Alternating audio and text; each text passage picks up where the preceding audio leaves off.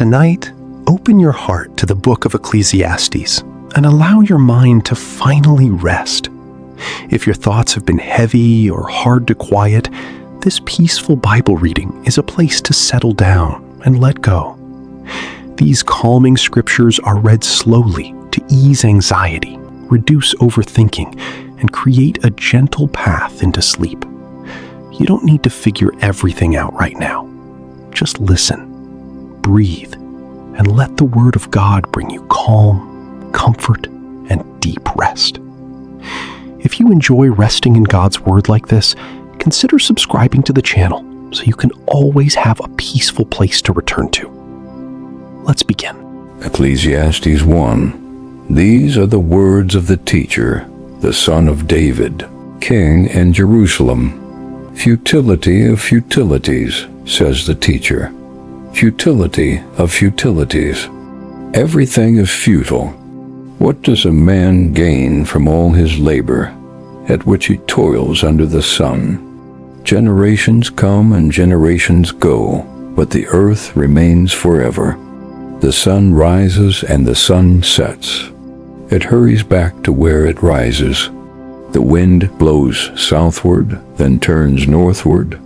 Round and round it swirls, ever returning on its course. All the rivers flow into the sea, yet the sea is never full. To the place from which the streams come, there again they flow. All things are wearisome, more than one can describe. The eye is not satisfied with seeing, nor the ear content with hearing. What has been will be again, and what has been done will be done again. There is nothing new under the sun. Is there a case where one can say, "Look, this is new"? It has already existed in the ages before us. There is no remembrance of those who came before, and those yet to come will not be remembered by those who follow after. I, the teacher, was king over Israel in Jerusalem, and I set my mind to seek and explore by wisdom all that is done under heaven. What a miserable task God has laid upon the sons of men to occupy them. I have seen all the things that are done under the sun, and have found them all to be futile, a pursuit of the wind. What is crooked cannot be straightened, and what is lacking cannot be counted. I said to myself, "Behold, I have grown and increased in wisdom beyond all those before me who were over Jerusalem, and my mind has observed a wealth of wisdom and knowledge. So I set my mind to know wisdom and madness and folly. I learned that this too is a pursuit of the wind, for with much wisdom comes much sorrow, and as knowledge grows, grief increases." Ecclesiastes 2, I said to myself, "Come now, I will test you with pleasure. Enjoy what is good." But it proved to be futile. I said of laughter, "It is folly," and of pleasure, "What does it accomplish?" I sought to cheer my body with wine and to embrace folly, my mind still guiding me with wisdom, until I could see what was worthwhile for men to do under heaven during the few days of their lives. I expanded my pursuits. I built houses and planted vineyards for myself. I made gardens and parks for myself, where I planted all kinds of fruit trees. I built reservoirs to water my groves of flourishing trees. I acquired men servants and maidservants, and servants were born in my house. I also owned more herds and flocks than anyone in Jerusalem before me, and I accumulated for myself silver and gold and the treasure of kings and provinces.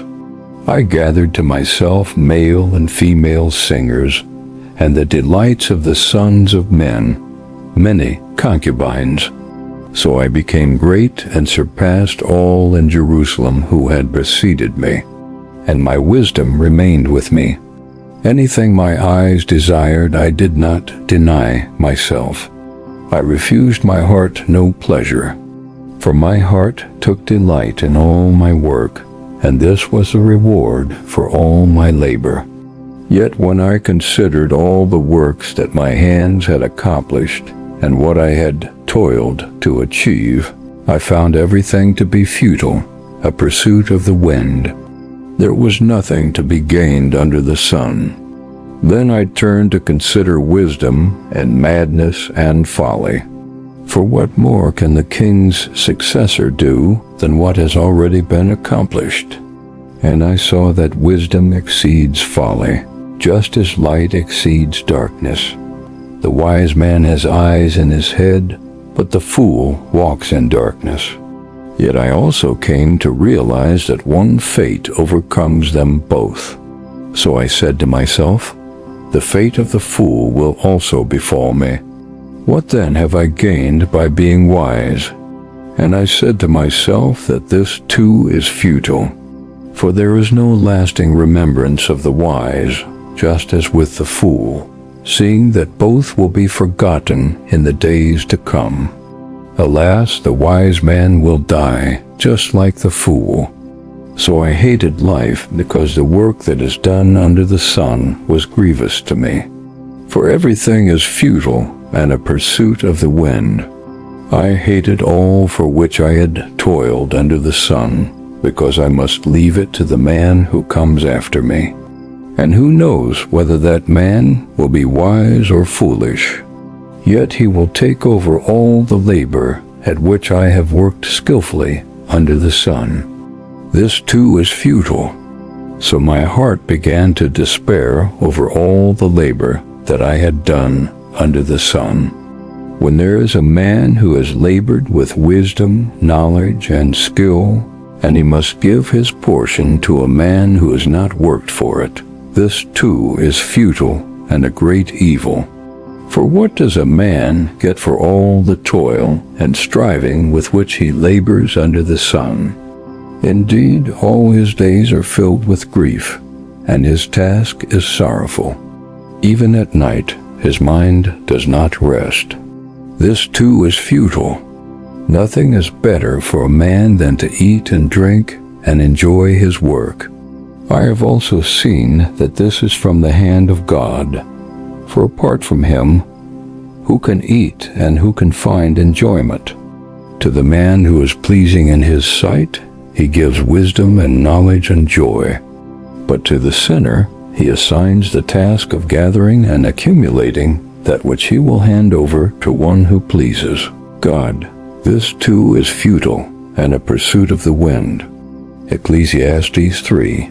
To everything there is a season, and a time for every purpose under heaven, a time to be born and a time to die, a time to plant and a time to uproot, a time to kill and a time to heal, a time to break down and a time to build, a time to weep and a time to laugh, a time to mourn and a time to dance, a time to cast away stones and a time to gather stones together, a time to embrace and a time to refrain from embracing, a time to search and a time to count as lost, a time to keep and a time to discard, a time to tear and a time to mend, a time to be silent and a time to speak, a time to love and a time to hate, a time for war and a time for peace. What does the worker gain from his toil? I have seen the burden that God has laid upon the sons of men to occupy them. He has made everything beautiful in its time. He has also set eternity in the hearts of men, yet they cannot fathom the work that God has done from beginning to end.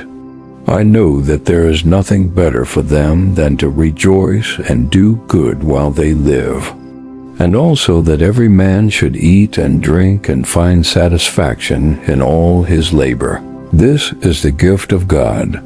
I know that everything God does endures forever. Nothing can be added to it or taken from it. God does it so that they should fear him. What exists has already been, and what will be has already been, for God will call to account what has passed. Furthermore, I saw under the sun that in the place of judgment there is wickedness, and in the place of righteousness there is wickedness. I said in my heart, God will judge the righteous and the wicked, since there is a time for every activity and every deed. I said to myself, as for the sons of men, God tests them so that they may see for themselves that they are but beasts. For the fates of both men and beasts are the same. As one dies, so dies the other. They all have the same breath. Man has no advantage over the animals, since everything is futile. All go to one place. All come from dust, and all return to dust. Who knows if the spirit of man rises upward, and the spirit of the animal descends into the earth? I have seen that there is nothing better for a man than to enjoy his work, because that is his lot. For who can bring him to see what will come after him? Ecclesiastes 4. Again I looked, and I considered all the oppression taking place under the sun. I saw the tears of the oppressed, and they had no comforter. The power lay in the hands of their oppressors, and there was no comforter. So I admired the dead who had already died above the living, who are still alive. But better than both is he who has not yet existed, who has not seen the evil that is done under the sun.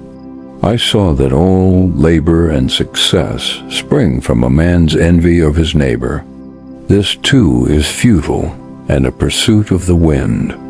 The fool folds his hands and consumes his own flesh. Better one handful with tranquility than 2 handfuls with toil and pursuit of the wind. Again I saw futility under the sun. There is a man all alone, without even a son or brother. And though there is no end to his labor, his eyes are still not content with his wealth. For whom do I toil and bereave my soul of enjoyment? This too is futile, a miserable task. 2 are better than 1, because they have a good return for their labor. For if one falls down, his companion can lift him up. But pity the one who falls without another to help him up. Again, if 2 lie down together, they will keep warm. But how can one keep warm alone? And though one may be overpowered, 2 can resist. Moreover, a cord of 3 strands is not quickly broken. Better is a poor but wise youth than an old but foolish king, who no longer knows how to take a warning. For the youth has come from the prison to the kingship, though he was born poor in his own kingdom. I saw that all who lived and walked under the sun followed this second one, the youth who succeeded the king. There is no limit to all the people who were before them. Yet the successor will not be celebrated by those who come even later. This too is futile, and a pursuit of the wind. Ecclesiastes 5. Guard your steps when you go to the house of God. Draw near to listen rather than to offer the sacrifice of fools, who do not know that they do wrong. Do not be quick to speak, and do not be hasty in your heart to utter a word before God. For God is in heaven, and you are on earth. So let your words be few. As a dream comes through many cares, so the speech of a fool comes with many words. When you make a vow to God, do not delay in fulfilling it, because he takes no pleasure in fools. Fulfill your vow. It is better not to vow than to make a vow and not fulfill it. Do not let your mouth cause your flesh to sin, and do not tell the messenger that your vow was a mistake. Why should God be angry with your words and destroy the work of your hands? For as many dreams bring futility, so do many words. Therefore, fear God. If you see the oppression of the poor, and the denial of justice and righteousness in the province, do not be astonished at the matter. For one official is watched by a superior, and others higher still are over them. The produce of the earth is taken by all. The king himself profits from the fields.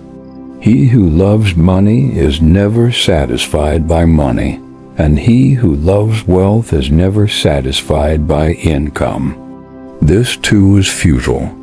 When good things increase, so do those who consume them. What then is the profit to the owner, except to behold them with his eyes? The sleep of the worker is sweet, whether he eats little or much, but the abundance of the rich man permits him no sleep. There is a grievous evil I have seen under the sun: wealth hoarded to the harm of its owner, or wealth lost in a failed venture. So when that man has a son, there is nothing to pass on. As a man came from his mother's womb, so he will depart again, naked as he arrived. He takes nothing for his labor to carry in his hands. This too is a grievous affliction. Exactly as a man is born, so he will depart. What does he gain as he toils for the wind? Moreover, all his days he eats in darkness, with much sorrow, sickness, and anger. Here is what I have seen to be good and fitting: to eat and drink, and to find satisfaction in all the labor one does under the sun during the few days of life that God has given him, for this is his lot. Furthermore, God has given riches and wealth to every man, and he has enabled him to enjoy them, to accept his lot, and to rejoice in his labor. This is a gift from God, for a man seldom considers the days of his life, because God keeps him occupied with the joy of his heart. Ecclesiastes 6. There is another evil I have seen under the sun, and it weighs heavily upon mankind. God gives a man riches, wealth, and honor, so that he lacks nothing his heart desires. But God does not allow him to enjoy them. Instead, a stranger will enjoy them. This is futile and a grievous affliction. A man may father 100 children and live for many years. Yet no matter how long he lives, if he is unsatisfied with his prosperity and does not even receive a proper burial, I say that a stillborn child is better off than he. For a stillborn child enters in futility and departs in darkness, and his name is shrouded in obscurity. The child, though neither seeing the sun nor knowing anything, has more rest than that man, even if he lives 1,000 years twice over, but fails to enjoy his prosperity. Do not all go to the same place? All a man's labor is for his mouth, yet his appetite is never satisfied. What advantage, then, has the wise man over the fool? What gain comes to the poor man who knows how to conduct himself before others? Better what the eye can see than the wandering of desire. This too is futile and a pursuit of the wind. Whatever exists was named long ago, and it is known what man is. But he cannot contend with one stronger than he. For the more words, the more futility. And how does that profit anyone? For who knows what is good for a man during the few days in which he passes through his fleeting life like a shadow? Who can tell a man what will come after him under the sun? Ecclesiastes 7. A good name is better than fine perfume, and one's day of death is better than his day of birth. It is better to enter a house of mourning than a house of feasting, since death is the end of every man, and the living should take this to heart. Sorrow is better than laughter, for a sad countenance is good for the heart. The heart of the wise is in the house of mourning, but the heart of fools is in the house of pleasure. It is better to heed a wise man's rebuke than to listen to the song of fools. For like the crackling of thorns under the pot, so is the laughter of the fool. This too is futile. Surely extortion turns a wise man into a fool, and a bribe corrupts the heart. The end of a matter is better than the beginning, and a patient spirit is better than a proud one. Do not be quickly provoked in your spirit, for anger settles in the lap of a fool. Do not say, "Why were the old days better than these?" For it is unwise of you to ask about this. Wisdom, like an inheritance, is good, and it benefits those who see the sun. For wisdom, like money, is a shelter, and the advantage of knowledge is that wisdom preserves the life of its owner. Consider the work of God. Who can straighten what he has bent? In the day of prosperity, be joyful, but in the day of adversity, consider this. God has made one of these along with the other, so that a man cannot discover anything that will come after him. In my futile life I have seen both of these, a righteous man perishing in his righteousness, and a wicked man living long in his wickedness. Do not be overly righteous, and do not make yourself too wise. Why should you destroy yourself? Do not be excessively wicked, and do not be a fool. Why should you die before your time? It is good to grasp the one, and not let the other slip from your hand. For he who fears God will follow both warnings. Wisdom makes the wise man stronger than 10 rulers in a city. Surely there is no righteous man on earth who does good and never sins. Do not pay attention to every word that is spoken, or you may hear your servant cursing you. For you know in your heart that many times you yourself have cursed others. All this I tested by wisdom, saying, I resolved to be wise, but it was beyond me. What exists is out of reach and very deep. Who can fathom it? I directed my mind to understand, to explore, to search out wisdom and explanations, and to understand the stupidity of wickedness and the folly of madness. And I find more bitter than death the woman who is a snare, whose heart is a net, and whose hands are chains. The man who pleases God escapes her, but the sinner is ensnared. Behold, says the teacher, I have discovered this by adding one thing to another to find an explanation. While my soul was still searching but not finding, among 1,000 I have found one upright man, but among all these I have not found one such woman. Only this have I found. I have discovered that God made mankind upright, but they have sought out many schemes. Ecclesiastes 8. Who is like the wise man? Who knows the interpretation of a matter? A man's wisdom brightens his face, and the sternness of his face is changed. Keep the king's command, I say, because of your oath before God. Do not hasten to leave his presence, and do not persist in a bad cause, for he will do whatever he pleases. For the king's word is supreme, and who can say to him, What are you doing? Whoever keeps his command will come to no harm, and a wise heart knows the right time and procedure. For there is a right time and procedure to every purpose, though a man's misery weighs heavily upon him. Since no one knows what will happen, who can tell him what is to come? As no man has power over the wind to contain it, so no one has authority over his day of death. As no one can be discharged in wartime, so wickedness will not release those who practice it. All this I have seen, applying my mind to every deed that is done under the sun. There is a time when one man lords it over another to his own detriment. Then, too, I saw the burial of the wicked who used to go in and out of the holy place, and they were praised in the city where they had done so. This too is futile.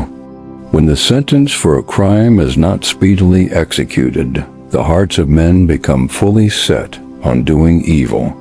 Although a sinner does evil 100 times and still lives long, yet I also know that it will go well with those who fear God, who are reverent in His presence. Yet because the wicked do not fear God, it will not go well with them, and their days will not lengthen like a shadow. There is a futility that is done on the earth. There are righteous men who get what the actions of the wicked deserve, and there are wicked men who get what the actions of the righteous deserve. I say that this too is futile. So I commended the enjoyment of life, because there is nothing better for a man under the sun than to eat and drink and be merry. For this joy will accompany him in his labor during the days of his life that God gives him under the sun. When I applied my mind to know wisdom and to observe the task that one performs on the earth, though his eyes do not see sleep in the day or even in the night, I saw every work of God, and that a man is unable to comprehend the work that is done under the sun.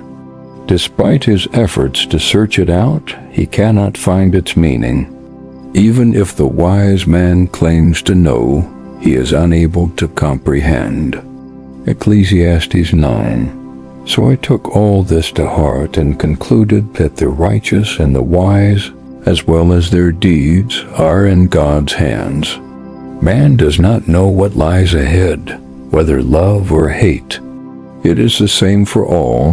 There is a common fate for the righteous and the wicked, for the good and the bad, for the clean and the unclean, for the one who sacrifices and the one who does not. As it is for the good, so it is for the sinner. As it is for the one who makes a vow, so it is for the one who refuses to take a vow. This is an evil in everything that is done under the sun. There is one fate for everyone. Furthermore, the hearts of men are full of evil and madness while they are alive, and afterward they join the dead. There is hope, however, for anyone who is among the living, for even a live dog is better than a dead lion. For the living know that they will die, but the dead know nothing. They have no further reward because the memory of them is forgotten. Their love, their hate, and their envy have already vanished, and they will never again have a share in all that is done under the sun. Go, eat your bread with joy, and drink your wine with a cheerful heart, for God has already approved your works. Let your garments always be white, and never spare the oil for your head. Enjoy life with your beloved wife all the days of the fleeting life that God has given you under the sun, all your fleeting days. For this is your portion in life and in your labor under the sun. Whatever you find to do with your hands, do it with all your might.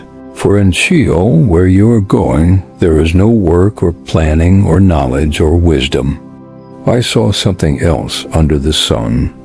The race is not to the swift, nor the battle to the strong. Neither is the bread to the wise, nor the wealth to the intelligent, nor the favor to the skillful. For time and chance happen to all. For surely no man knows his time, like fish caught in a cruel net or birds trapped in a snare. So men are ensnared in an evil time that suddenly falls upon them. I have also seen this wisdom under the sun, and it was great to me. There was a small city with few men. A mighty king came against it, surrounded it, and built large siege ramps against it. Now a poor wise man was found in the city, and he saved the city by his wisdom. Yet no one remembered that poor man. And I said, wisdom is better than strength, but the wisdom of the poor man is despised, and his words are not heeded. The calm words of the wise are heeded over the shouts of a ruler among fools. Wisdom is better than weapons of war, but one sinner destroys much good. Ecclesiastes 10. As dead flies bring a stench to the perfumer's oil, so a little folly outweighs wisdom and honor. A wise man's heart inclines to the right, but the heart of a fool to the left. Even as the fool walks along the road, his sense is lacking, and he shows everyone that he is a fool. If the ruler's temper flares against you, do not abandon your post, for calmness lays great offenses to rest. There is an evil I have seen under the sun, an error that proceeds from the ruler. Folly is appointed to great heights, but the rich sit in lowly positions. I have seen slaves on horseback, while princes go on foot like slaves. He who digs a pit may fall into it, and he who breaches a wall may be bitten by a snake. The one who quarries stones may be injured by them, and he who splits logs endangers himself. If the axe is dull and the blade unsharpened, more strength must be exerted, but skill produces success. If the snake bites before it is charmed, there is no profit for the charmer. The words of a wise man's mouth are gracious, but the lips of a fool consume him. The beginning of his talk is folly, and the end of his speech is evil madness. Yet the fool multiplies words. No one knows what is coming, and who can tell him what will come after him? The toil of a fool wearies him, for he does not know the way to the city. Woe to you, O land whose king is a youth, and whose princes feast in the morning. Blessed are you, O land whose king is a son of nobles, and whose princes feast at the proper time, for strength and not for drunkenness. Through laziness the roof caves in, and in the hands of the idle the house leaks. A feast is prepared for laughter, and wine makes life merry, but money is the answer for everything. Do not curse the king even in your thoughts, or curse the rich even in your bedroom, for a bird of the air may carry your words, and a winged creature may report your speech. Ecclesiastes 11. Cast your bread upon the waters, for after many days you will find it again. Divide your portion among 7 or even 8, for you do not know what disaster may befall the land. If the clouds are full, they will pour out rain upon the earth. Whether a tree falls to the south or to the north, and the place where it falls, there it will lie. He who watches the wind will fail to sow, and he who observes the clouds will fail to reap.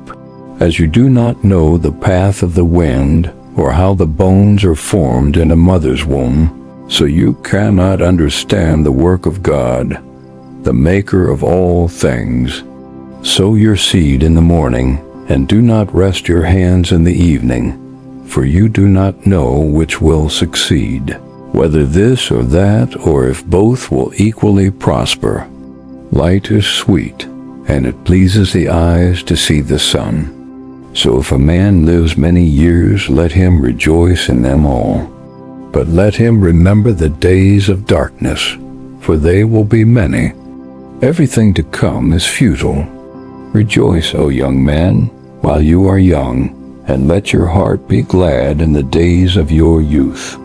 Walk in the ways of your heart and in the sight of your eyes, but know that for all these things God will bring you to judgment. So banish sorrow from your heart and cast off pain from your body, for youth and vigor are fleeting. Ecclesiastes 12. Remember your Creator in the days of your youth, before the days of adversity come and the years approach of which you will say, I find no pleasure in them, before the light of the sun.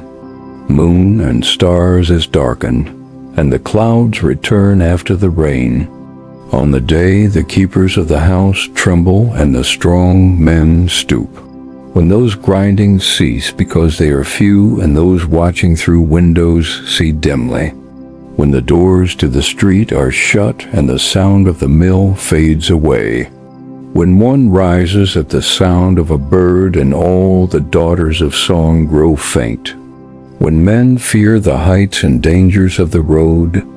When the almond tree blossoms, the grasshopper loses its spring, and the caper berry shrivels. For then man goes to his eternal home, and mourners walk the streets. Remember him before the silver cord is snapped and the golden bowl is crushed, before the pitcher is shattered at the spring, and the wheel is broken at the well, before the dust returns to the ground from which it came, and the spirit returns to God who gave it.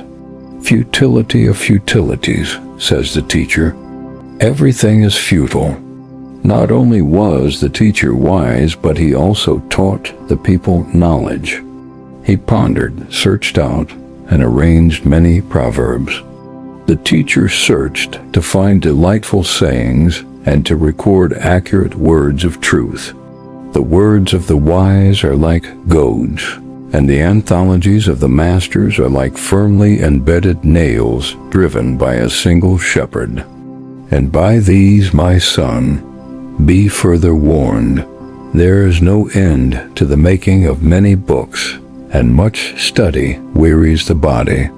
When all has been heard, the conclusion of the matter is this: fear God and keep his commandments, because this is the whole duty of man. For God will bring every deed into judgment, along with every hidden thing, whether good or evil.